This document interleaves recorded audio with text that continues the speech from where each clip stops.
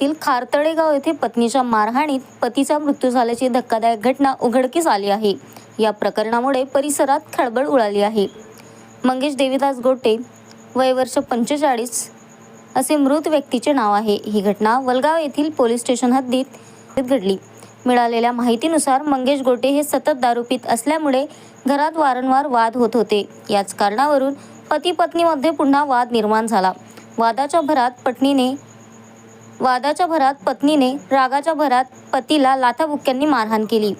या मारहाणीमध्ये मंगेश गोटे गंभीर जखमी झाले। त्यानंतर त्यांचा मृत्यू झाल्याची माहिती समोर आली आहे। या घटनेनंतर पोलिसांनी चौकशी सुरू केली असता पत्नीने मारहाण केल्याची कबुली दिली असल्याचे समोर आले आहे। सध्या वलगाव पोलिसांनी या प्रकरणाचा तपास सुरू केला असून पुढील कायदेशीर कारवाई करण्यात येत आहे। याबाबत पोलीस उपायुक्त गणेश शिंदे यांनी माहिती दिली असून प्रकरणाची सखोल चौकशी सुरू असल्याचे सांगितले आहे।